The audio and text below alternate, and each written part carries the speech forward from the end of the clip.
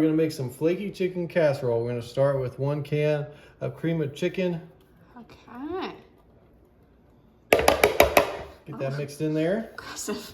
Then we're gonna take this whole thing, 16 ounces of sour cream, we're gonna dump in with it. Okay, that would give it a lot different flavor. Get those two mixed up a little bit, get them nice and marbleized. Look at that, looks like some banana pudding. It does look like banana pudding. It actually looks really good if it's banana pudding. It will not taste like that if you eat it. Okay, next, we're gonna do 1/2 cup of whole milk.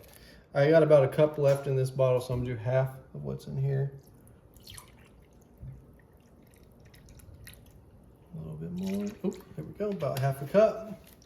And then we're gonna take some salt, pink salt. Put those seasonings in there, and we're gonna get a little pepper.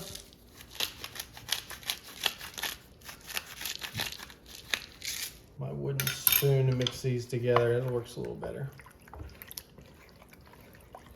Nice and sloppy. Yes. All right, we got that pretty nice and mixed up, looking pretty good and creamy, huh? Yeah, it does look good. All right, so now we're gonna add our heavy duty ingredients, our more important ones. We got a pound of shredded chicken that we're gonna dump in there. And then we're gonna put about 2 cups of sharp cheddar cheese. I'm gonna kind of eyeball this. I might do a little bit more than 2 cups worth.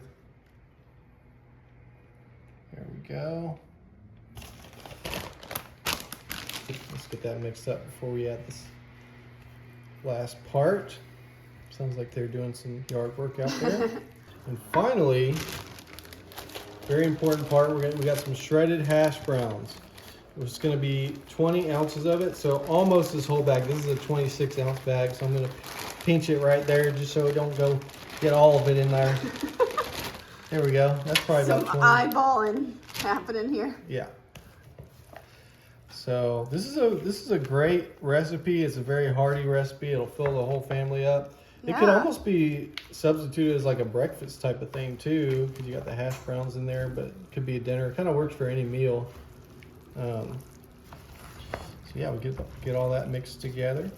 All right, so we got that nice and mixed up. We're gonna put it, we got a greased 13x9 dish here. We're gonna put that in. Yeah. But before that, let's smooth this out. This is a nice thick casserole. Look at that. That looks great. It really does. Kind of like casserole you grew up on. Oh yeah. That's what it looks like to me. All right, for this final part, I want to take some corn flakes. Oh. We're gonna crumble about 2 cups worth into this bowl here.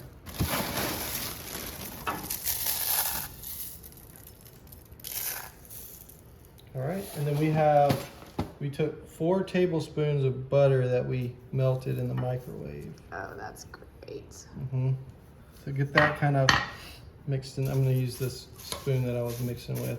It's okay if I get some stuff on there, because I'm gonna help it to put it on top of there anyway.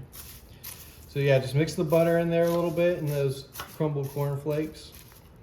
Okay, so let's give it a nice dusting over the top of it. Oh, beautiful.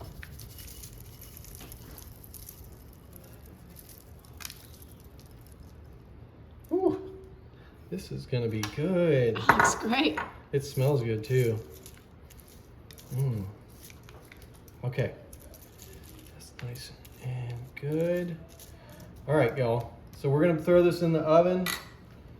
We're gonna put it in the oven for 50 to 60 minutes. That's right. This one takes a little bit of time, but you know, beauty takes time.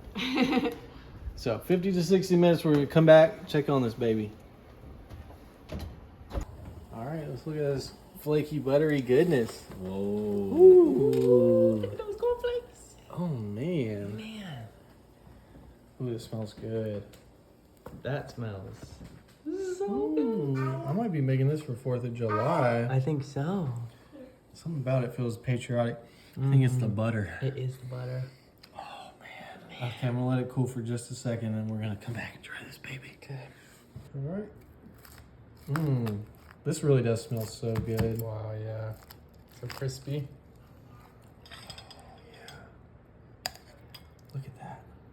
I Wow. feel like I'm at Cracker Barrel or something. That does look like a Cracker Barrel dish. You're right.